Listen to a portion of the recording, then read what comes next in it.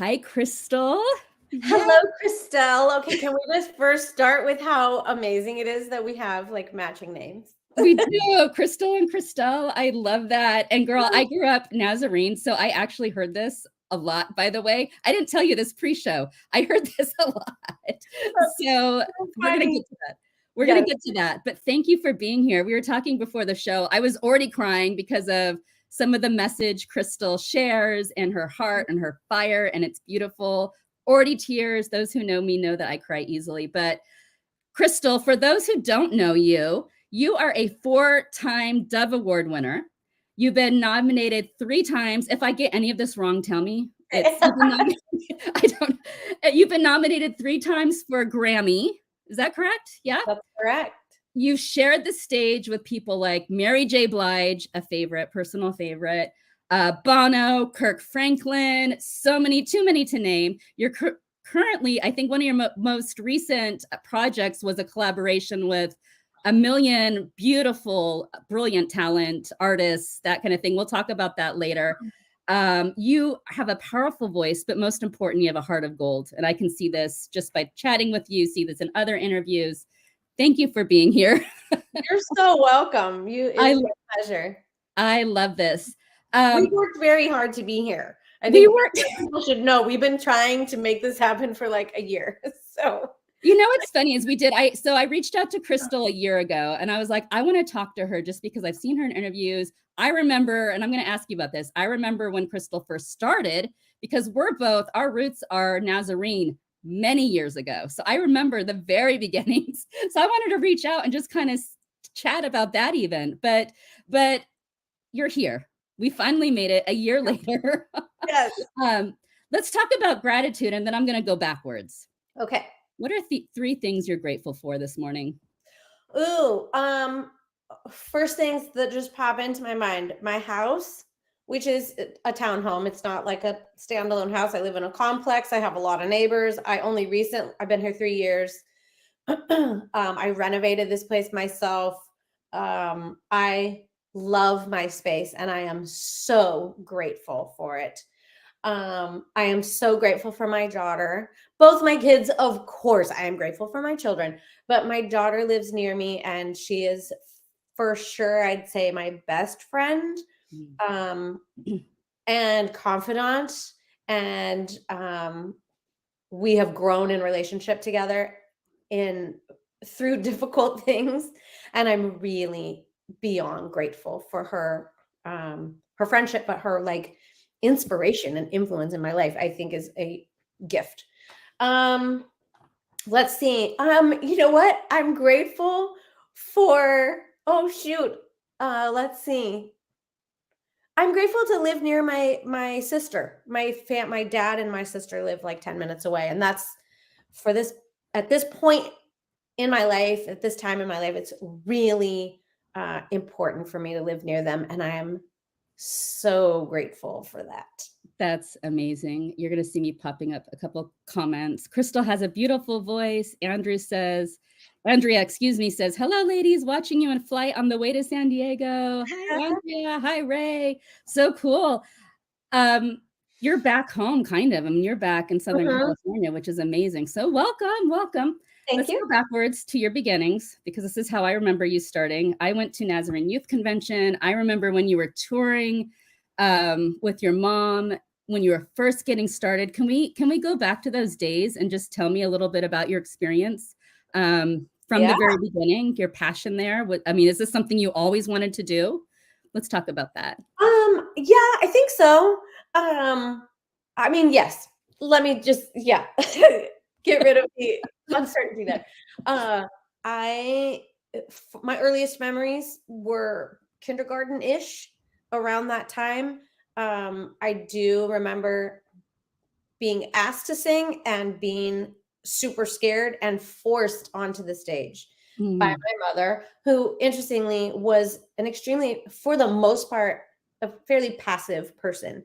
And as I grew up, I became a very assertive person. I was the firstborn of 3 girls, and my mom and I butted heads a lot. Partly because we were so much alike, but also partly because of that difference, that she was more passive and I was more aggressive and led to a lot of passive aggression, actually, which is weird. But so at that very, very early age, I have been told that she like was like, you're doing this. And it was one of the few things that she made me do. And then, of course, the family joke was, well, now we can't get her down. Now we can't get her off the stage. Like, why did we force her up there? So my mom was a huge influence from very early on. She's an incredible musician, always my accompanist.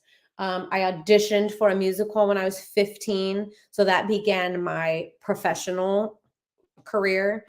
But I mean, it was always, even all of the different things that I did, I always came back to singing a special in church. You know, my dad was the pastor. So my parents were very supportive of me being in bands with guys that were older than me, and which was so weird, but they trusted these boys, and they were right to. They were two of them specifically remain brothers to me, like best friend brothers. So but everything just sort of snowballed from there, from a very early age. And I began making records at 16, I think. So it was. It's really cool to have kind of been from the sidelines. I've never met you until now. From the sidelines, I remember those days, and it's just a beautiful thing to see how you've progressed. Oh my word, we're going to get into that. Crystal, I want to talk about this. You did something. You showed up at Katy Perry's house with her backup singers, and you surprised her. I don't know if it was staged or not. We don't need to know that part. It was really powerful. So just pretend if it wasn't. It was so powerful, these words. When she realized you were there, she goes, oh my gosh, Crystal, this is my Madonna. But you looked at her. I mean, you're one of Katy Perry's favorite singers of all time. Beautiful, beautiful. But you looked at her and you said, I'm going to read these words because they're so powerful, not only for Katy, but for all women. And you said, I love you. I love the truth of who you are and who you've become and who you are becoming. It's very ballsy of you to be doing this in front of the whole world. A little bit later, Katy's choir had some beautiful words for her, and she looks at them and goes, I see you. And I thought that conversation between women is what women need to hear. Can you talk about that moment? And not just for Katy. I don't want to, focus on her. She's not here. But not just for Katy, but that message for all women. How powerful is that? And maybe it's something you needed to hear yourself. I don't know, but let's talk about that. That's funny. That's exactly what I was going to say. So it was not staged. I mean, that was technically not her house. They rented this space for, I think it was 5 days, and it was a PR thing, promotional thing for her new record that was coming out. So they did a live 24 hours a day it was 4 or 5 days, I don't remember, leading up to the release of her album. So that was like the promotional content they were creating. Most of everything that happened in those 5 days was planned, orchestrated. She knew about, she had everything to do with the planning of it. She had all kinds of special guests, morning, noon, and night. The only things that were not under her control were her morning wake-up calls. So I don't know all the other wake-up calls. I think James Corden was there one morning. I think her weird shark from the Super Bowl woke her up one morning. And I have become good friends with her musical director of her live shows and her tours and everything. And so he had reached out to me and said, we have a wake-up call scheduled for Katy with her choir. It was all these women who sang on her some of her most recent record, I think, or something. So she knew them all just from having recently worked with them. We had never met in person. And so he said, this will be a complete surprise. She does not know that the choir's singing, and she for sure will not know that it's you. And I'm like, is she going to even know who I am? I mean, we've never met.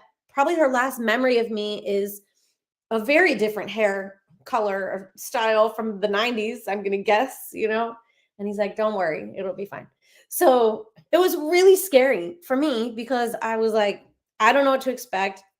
I'm hoping she has a positive reaction to my being there.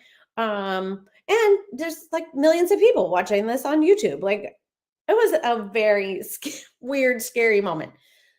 So I did not think about what I was going to say to her at all. And in the moment when I said those things, I, I mean, obviously, completely meant them, and I do absolutely support and love what she has done, what she is doing. She's not everybody's cup of tea. She has really pushed the envelope for herself, and in so doing, has pushed it for all of us. And I'm older than her. I'm a solid decade, I think, at least older than her, and yet she is. I paved the way for her, and it was almost like a relay, you know, where like I ran and handed the baton back to her, and then she ran, and then and what she's doing has handed the baton back to me, because we're like paving the way for each other. So and that's how I feel that women, we all need to be for each other. It's how we are.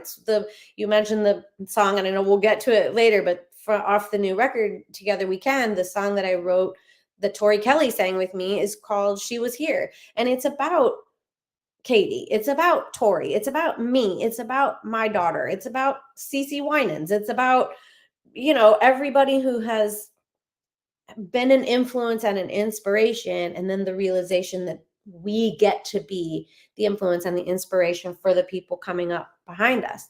And then we just keep influencing each other, and it's beautiful, and it should be supported and respected. And I got a lot of flack for saying those kinds of supportive things to her, because there are certain people who just feel like, oh, no, she can't do that.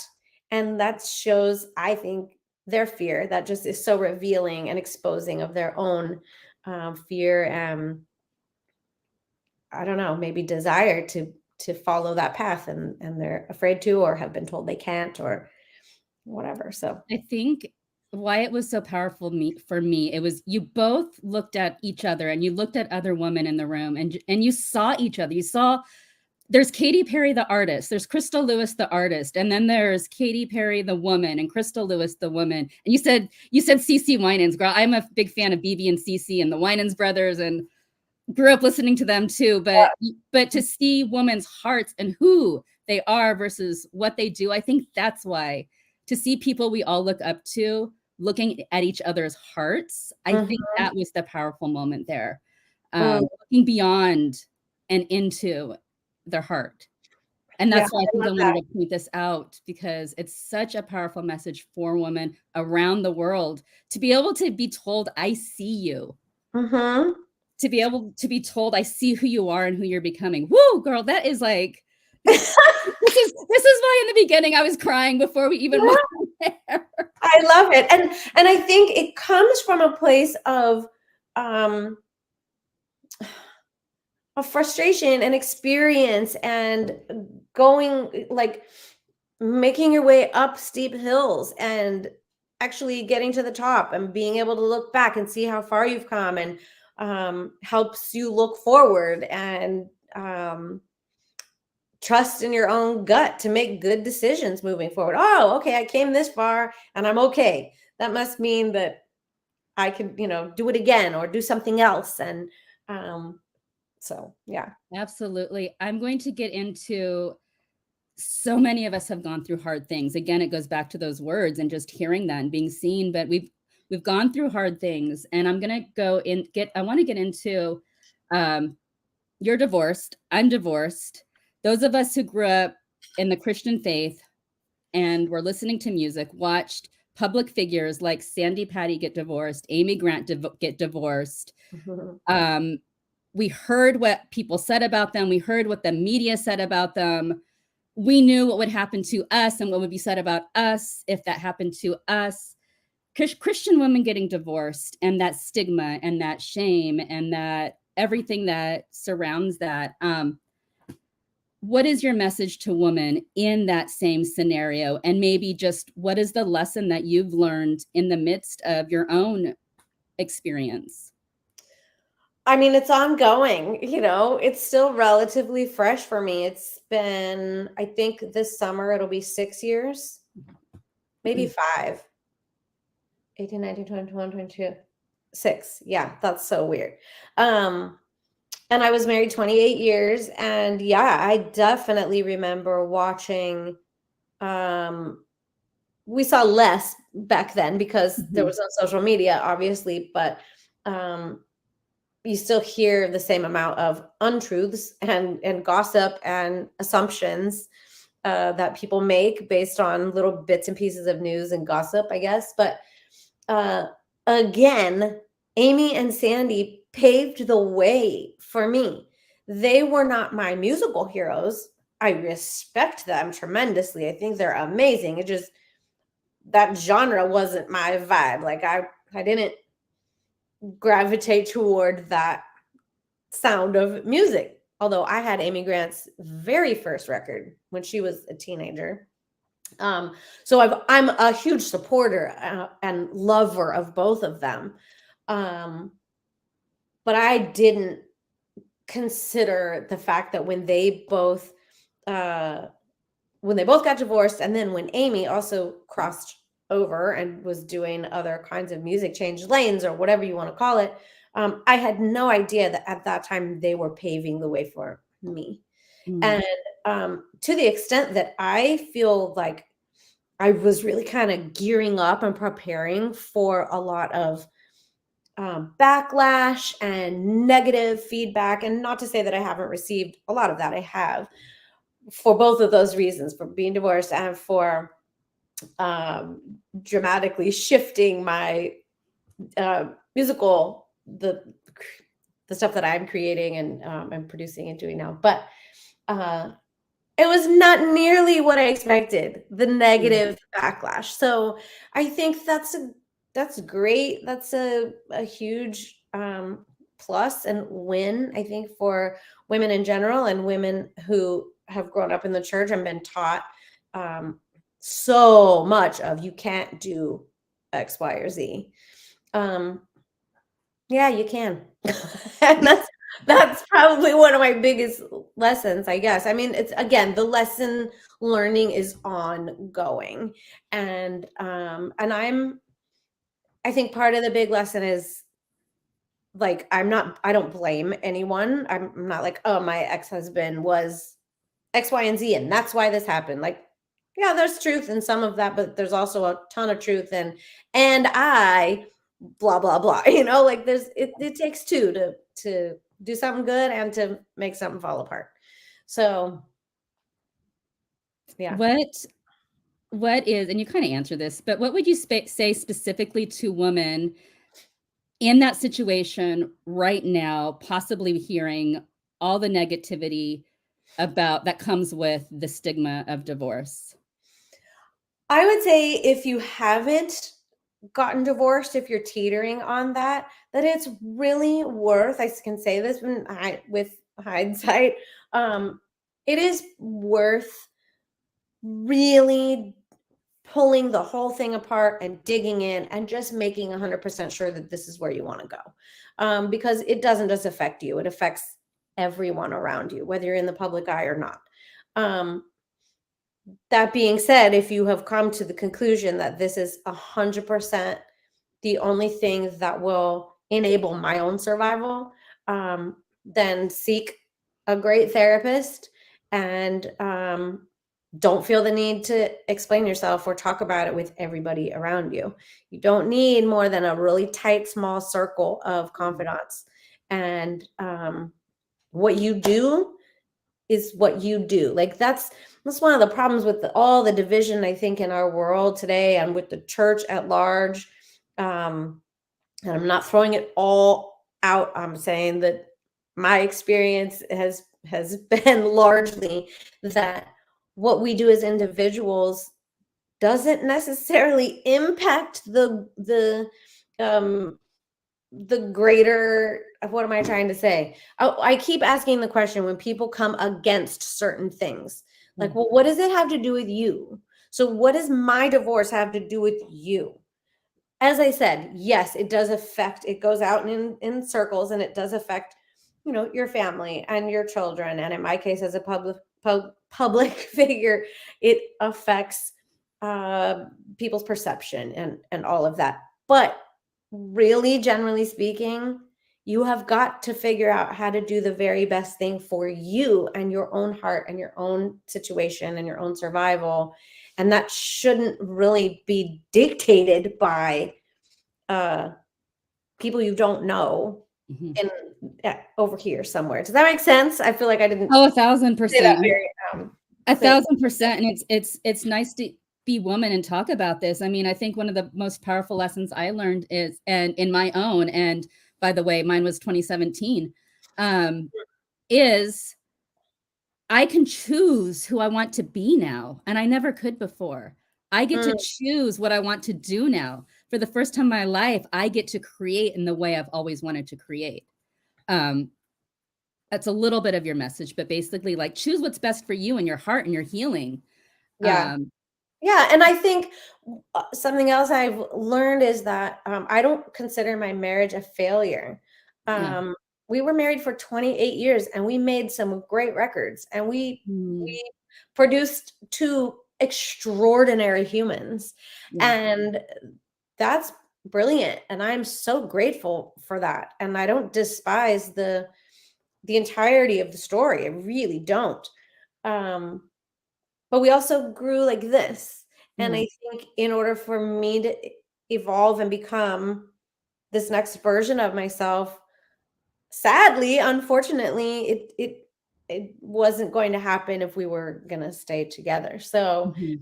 um yeah, it's that is I do feel like I made this I feel like a lot of my growth was stunted having been married so young at 19 Mm. Yeah. and going straight from my dad's house to my husband's house and all of the theological stuff that I was taught in the Nazarene faith or the Nazarene denomination and all of that. Like it all just filtered in to me as a kid. And Yeah. then I just kind of stayed in this Yeah. stunted growth mindset for years. Yeah. So I feel like I've made leaps and bounds and grown exponentially on every level over the last 10 years for sure. I'm So, not sure at 19, 'cause I again, similar, there's so many women in a similar situation. I'm not sure at 19 we know who we are. I oh my still, gosh, I'm still learning. yes, and changing. And Yeah. I mean, that's life. That all of nature, it- Yeah. all of nature is this. There's not a plant that, as far as I know, and I'm no scientist or horticulturist or whatever, but Yeah. nothing grows back exactly the same ever. Yeah. Every season, things shift and change at least a little bit. And I think that's for us to say, oh, that's bad, or evolution isn't real, or to deny ourselves that kind of growth is really a shame. 1,000%. I love this question, and sometimes when I ask it, people have to stop for a minute because we're not used to being asked this. But I want to ask you because of the conversation where we're going. Who are you? How do you define yourself? We can say Crystal's done this and this and this, and this is what so and so has done, and we can define ourselves by what we've done. But who are you? Because, like, who's your heart? What is your heart? I don't know. And I think that's okay. I Yeah. think that's a big thing that I've come to is that it's so okay to not know. I would say today, I think I can only answer that question based on like, well, today, because I don't know about tomorrow.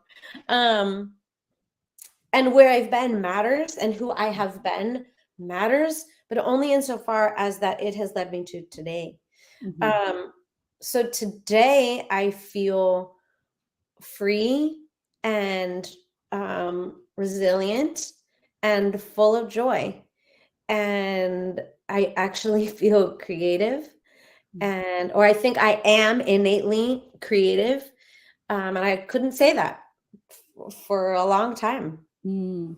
And I know that I am very capable of breathing life into the myriad of ideas I have. I don't breathe life into all of them. There are too many for that. But the ones that stick and that feel like, oh, that's the one, I have grown to understand that I am fully capable of bringing them to life. And that makes me feel strong. So all of those things I am today, I have I didn't feel like I was all of those things before. And tomorrow my joy may be diminished. Tomorrow I may not feel creative, but innately I know that that's what I am, who I am, I think. I love that answer. Let's talk about Together We Can. And I Okay. was listening to the album last night because I wanted to make sure I got the gist of the music and the songs, and it does sound quite different than what I remember from the 90s and Yes. early 2000s. It's very different, and I love it. But there's some powerful messages there. So I'm going to let you lead in how you want to talk about your own project, your inspiration for the songs, all of it. Okay. So I think it initially was I was inspired to produce a project that was collaborative in nature during COVID because uh I live alone. Uh I think I missed people. And I grew up with singing with my sisters, and my whole career I've had all these duets and collaborative projects that I've done for other people, or I've done one-off little duets, here and there. And I don't know, I just, for some reason, the idea came to me and stuck to do an entire project. Um, for sure, the title track, and that which became the title of the record, came during COVID and during all the chaos of that spring of 2020. And so I wanted to do, as a white, privileged woman, I was like, I don't even know what to do. And we were all learning so much about how can we help the Black community, how can we help the gay community, how can we help the marginalized. And there was so much information surrounding what it means to be an ally to these various different groups of people. And so I thought, well, I was just confused really about what to do. So this song came to me, and it felt it was like my response, I guess, to all of the things that I was seeing. And it was my heart in saying, I'm with you. Like, I stand with you, and I want to be a part of the healing of not just these communities individually, but like our human community at large. So that's what kind of got the ball rolling. And I thought, okay, well, who do I want to sing with? And I thought, I'm not signed to a label. I can do whatever I want. I did a Kickstarter to fund the record. That was my third Kickstarter to do, actually. And so I just started making a list of artists who are my friends, who I love. And yes, I did reach out to Katy, and that did not end up panning out. So that's okay. There were a handful of people. Actually, Cece Winans was one of them. India Ari was one of them. And I had communication with all of these people, and just schedules and projects and timing and whatever just didn't end up working out. But I had some beautiful responses and from all those people. So it became what it was supposed to be. The people who said yes, and who had the time, and who were willing to make the effort and all of that. They were the right people at the right time. So there was a lot. What did I write? I think there were 6 originals and 4 covers. I did 1 in Spanish. And yeah, I adore every single person as a person that's on the record. And that was my big prerequisite, was I want to love listening to them, and I want to know them as a friend, not just like, oh, who I should do something with this person because it'll be a big thing and it'll be a nice cross promotion and da da da. No, I wanted it to be as authentic and genuine as possible. So, and every single one is that for me. I think I saw you described it as a collaboration of friendship. Mm-hmm. And that's another thing that just makes it powerful. I mean, for artists to come together and collaborate and work together, and you're setting a precedence for those of us listening in and watching. I hope Um, so. yeah, collaboration of friendship. I thought that was really beautiful. Um, so Together We Can, there was a song on there that you wrote, I believe, I might have this wrong, but I think I saw that you wrote one of them for your mom. Yes. Can you talk about that and the Yeah, message behind that? absolutely. So my mom was diagnosed with Alzheimer's around 10 years ago. Mhm. Maybe, gosh, closer to 11 now. And my parents lived in Washington State at the time, and I lived in Montana at the time, and my little sister lived in San Diego. And so we kind of concocted this plan that we would all move back to Orange County and help usher her into this winter season of her life. Like, this is, it's a terminal illness, Alzheimer's. It's not, I mean, it's the worst.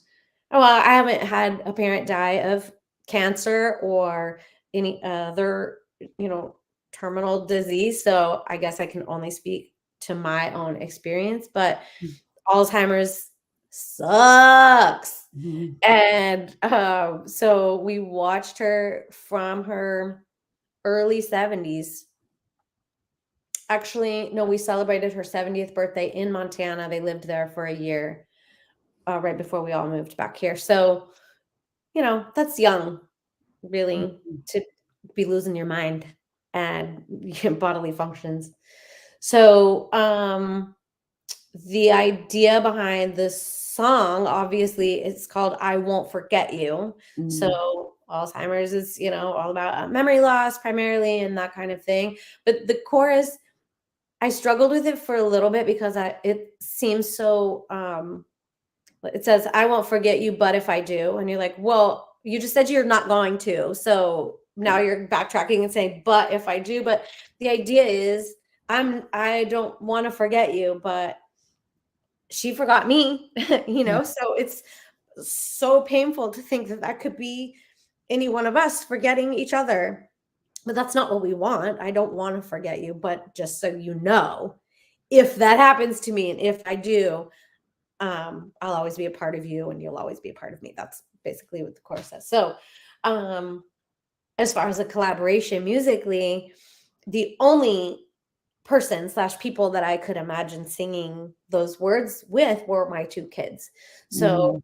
it became, when I decided, okay, they have to sing this with me, then the writing shifted slightly because I thought this should be something that they could sing about me, too. It's very specific to my mom and my relationship with her, but there are lots of similarities in my relationship to my kids as someone in the limelight. My mom was someone who was technically in the limelight in her own way, and in my opinion, should have been far more publicly recognized than what she was. But that was also a very church uh, Yeah.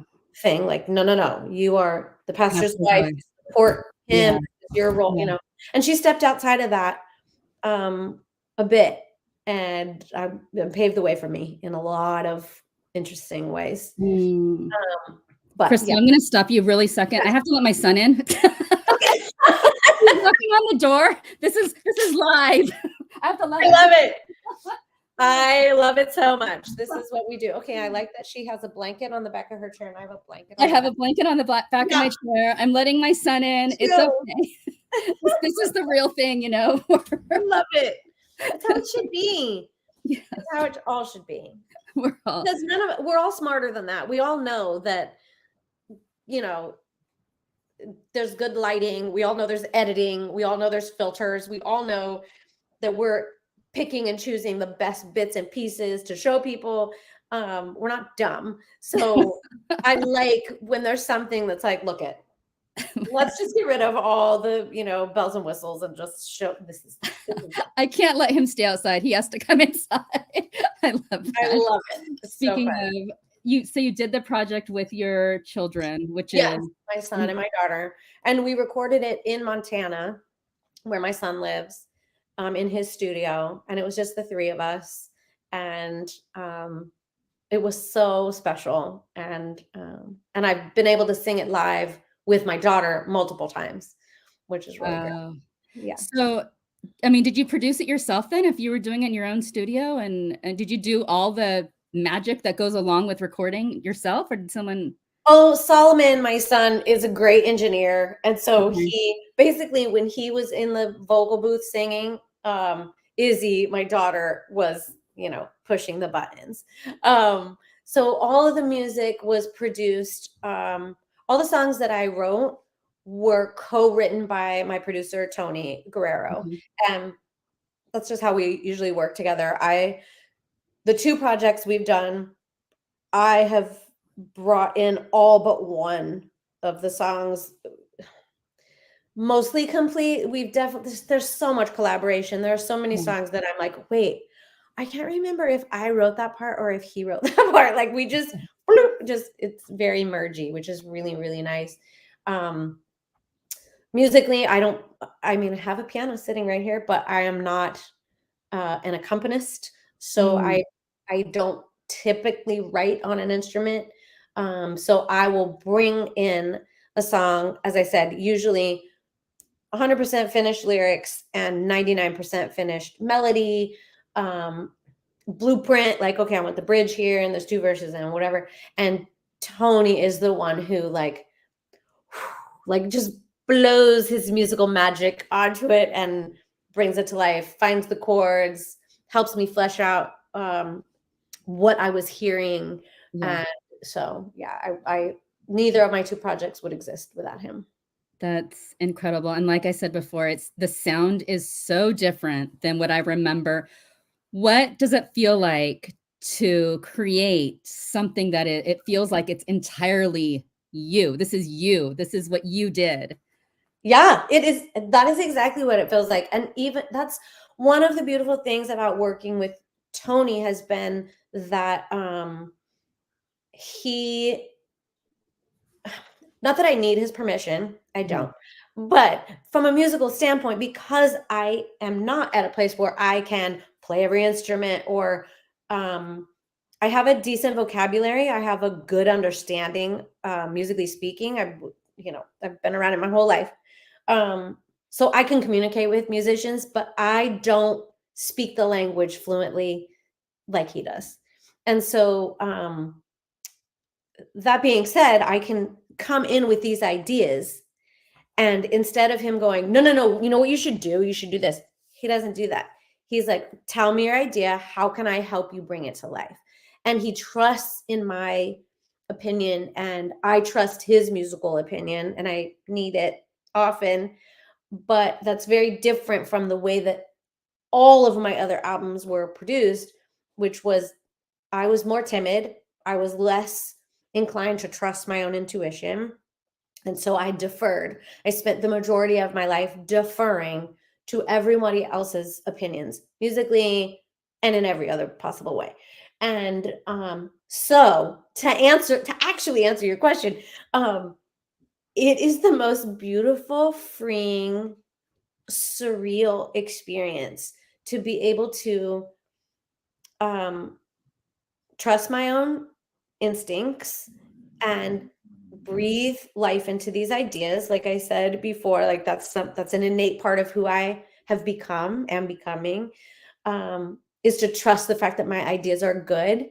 And so to listen to these projects completed is, people think it's like, oh, this is what you do for a living, it's no big deal, whatever. It's such a huge deal, always, every time.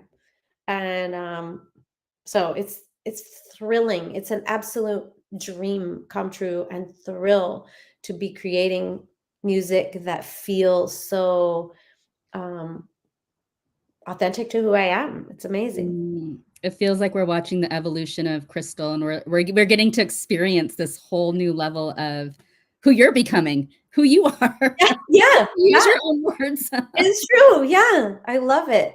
That's so cool. I told you I was gonna ask you about a song Yeah. because and Mhm. we talked about this ahead of time because I wanted to make sure that all of this was okay. So many of us who grew up in the church, many of us remember this song, "Come Just As You Are." whether we walk down to get saved at a Billy Graham crusade or at our church, but we heard it over and over and over. And I loved what the conversation we had pre-show. But I want to ask you and just get your heart behind this, because we are on the same page, and I love that. Who does this include? For me, at this point in time, if I were to sing that song again, it would absolutely include everyone. I did not write that song. Mm-hmm. It wasn't written for me, but it was, at the time that it was written specifically for Harvest Crusade, invitation, altar call time. I happened to be an integral part of that team at that time, and so it was given to me to sing, and then it just became attributed to me, and there were times where I didn't sing anything at the crusade. I did the crusades for 20 years plus, maybe. Oh, wow. That's a long time. Okay. And then a bunch of, Franklin Graham stuff and Billy Graham stuff. And there were times I sang only that song. And I think for me, knowing what I know about those camps and what they believe and what they support and what they stand for, I have a really hard time. I don't choose to sing that song anymore. I don't sing any of my old songs much anymore at all. I have a little bit here and there. Through therapy and a lot of really in-depth conversations, I am coming to a place where I think reinterpreting some of these songs that for me are negative triggers for various things. I'm working through that and getting to a place where I can go, you know what? That song can mean, it's okay if that song means X, Y, or Z to you, but it means this to me. And so in that spirit of reframing, and as we said pre-show, maybe even redeeming that, because I think, side note, I do really know, I don't think I know that those kinds of moments in a lot of people's lives caused a lot of stress and anxiety. There was a lot of emotional manipulation. There was a lot of negativity associated with many, many, many people's church experiences. And so I don't want to discount that. And it makes me sad to think that I was a part of that in some way. However, what's been interesting is I have had countless conversations and interactions, both online and in person, with people.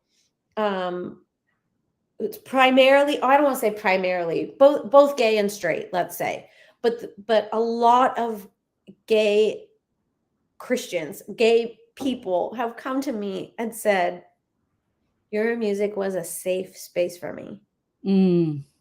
When I had nowhere else to turn.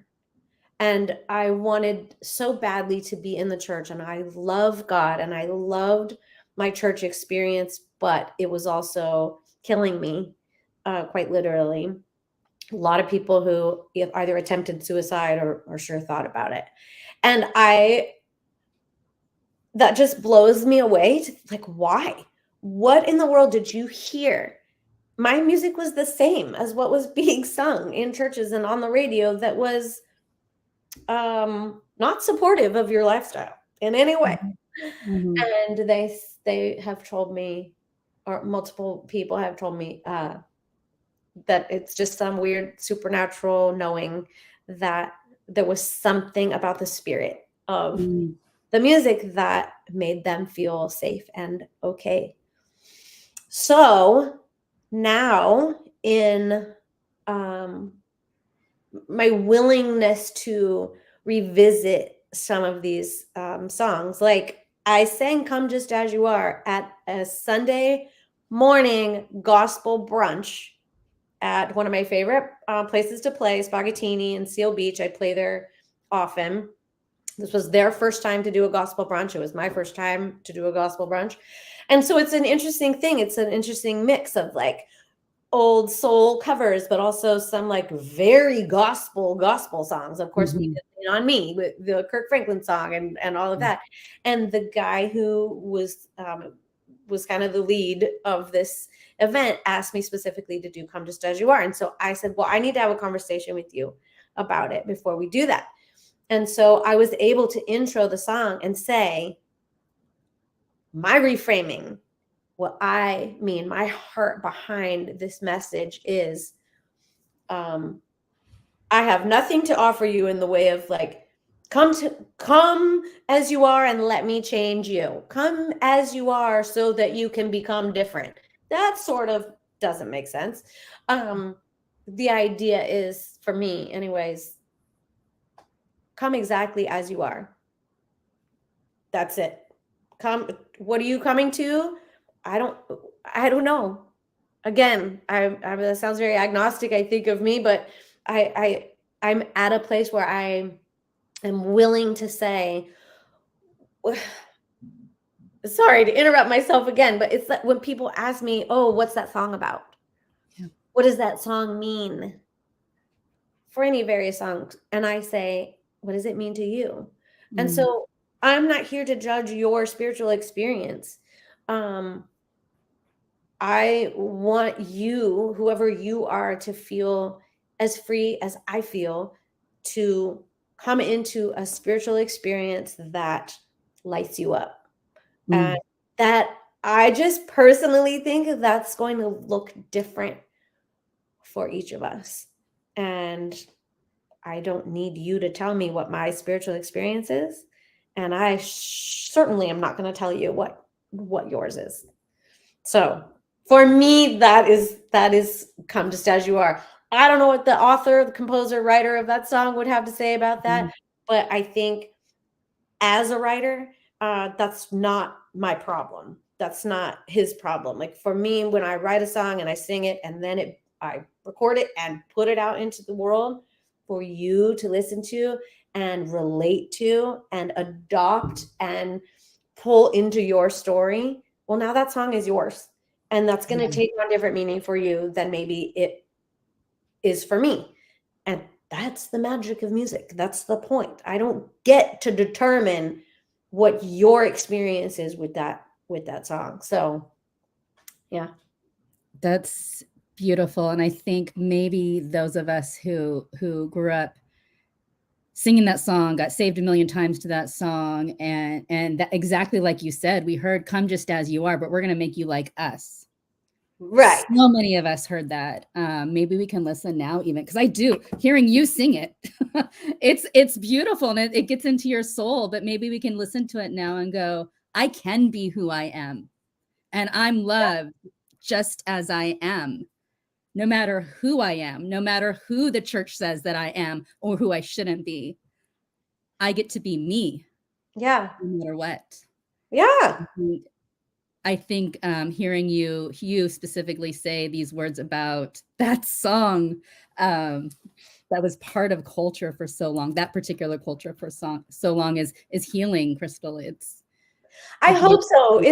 It's still, I hate to admit it, but it's still scary to talk about because that is a real thick skin that was very tightly wound around me and by me too. Like I put myself in some of these boxes, but it was also imposed upon me and, from a very young age. And so it's a tough skin to shed, and it's scary because it especially in the public eye, especially with social media, there's a lot that comes with expressing your opinion, and negative and positive, so but the older we get, we don't care anymore. You get to, there's this thing like, we're close to the same age, let's just say that.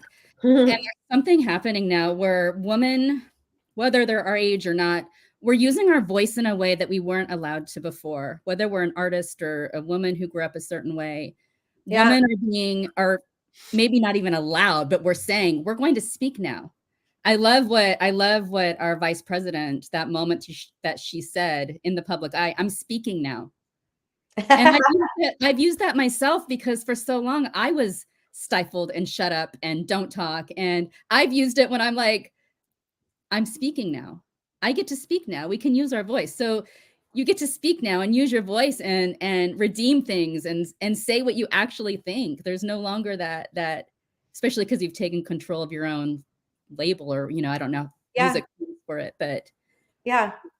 I love, it's so funny. I want to say, and maybe you were going to ask me this next or something, I'm not sure, but I just want to get it in there just in case we run out of time. I have so much new stuff coming up. And one of the things that's not necessarily new because I've done it before in 2017, I think 17 and 18. And maybe 19, I'm not sure. I did I started doing one-on-one vocal coaching and mentorship sessions, all virtual, nothing ever in person, really in an attempt to just feel like I had a job, because all of a sudden I had to pay rent and, had never done that before. And I loved it so much. And it ended up snowballing or morphing into this 1-day workshop / masterclass or whatever called Find Your Voice. And then COVID happened and I haven't done it in a little while. I did a little bit virtually, but so this year, my first one in a while is planned for June.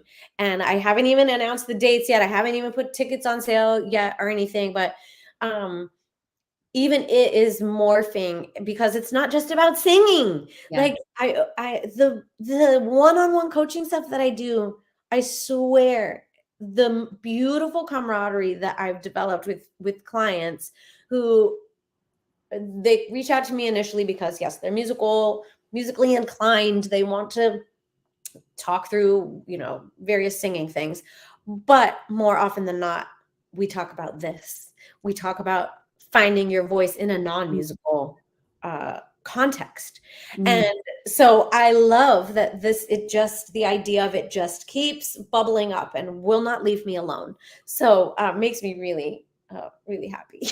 I love that title, Find Your Voice. Ooh.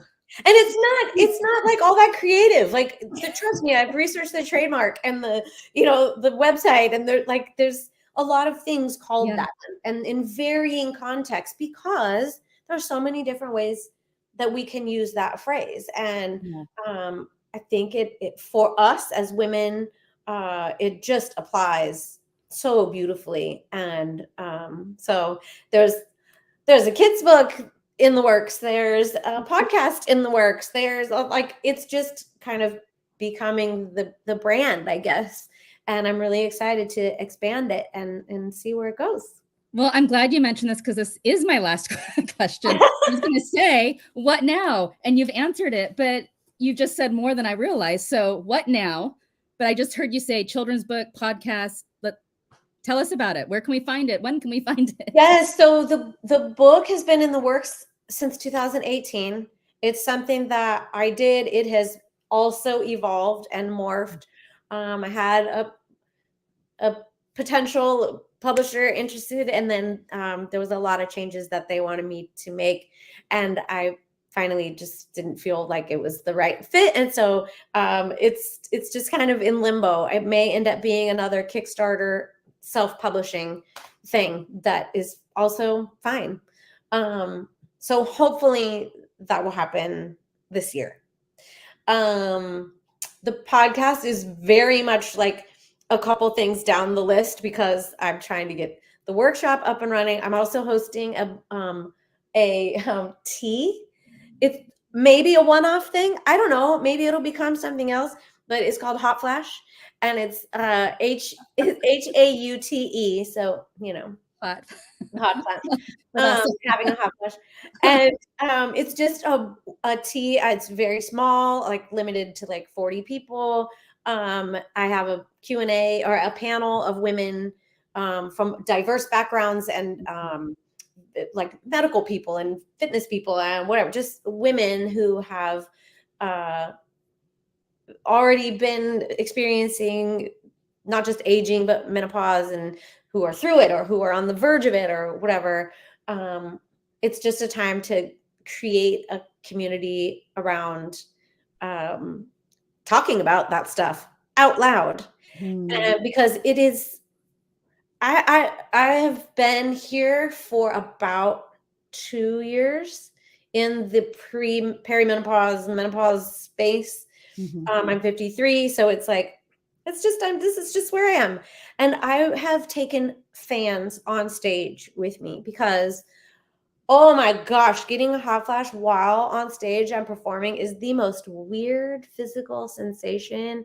And I just decided to be super outspoken about it. And people don't know what on earth to do with that. And even the women in the audience are like, oh my gosh, can we, there's a certain age group that is like, oh, we don't talk about that. And I just think, yeah, we do. Like, you're my problem. If you would have talked about it when I was 30, I would have had a much better handle on what to expect. And so I want to talk about it.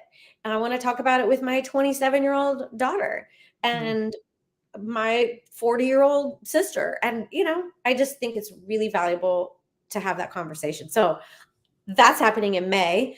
The Find Your Voice workshop is happening in June. I have a series of EPs coming out, one for each season, starting in March.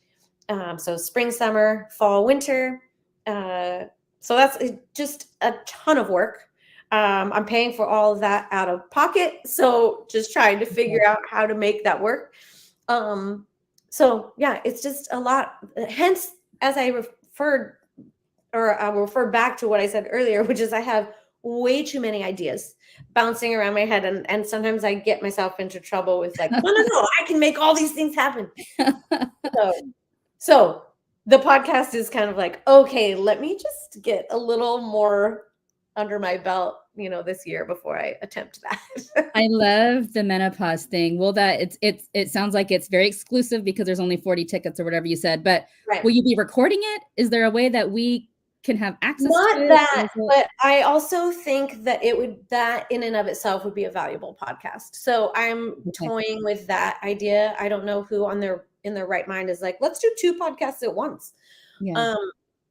But for that, it's just not set up to be recorded. But yeah, that's in the back of my mind too. Like, how can I make this accessible to more people? But I just kind of want to see how it goes. It's your, what do they call that? It's your, not experiment, but your, I don't remember what they call it in the music industry or whatever. But yeah, that's really cool. That we need to talk about that more. Maybe normalize it.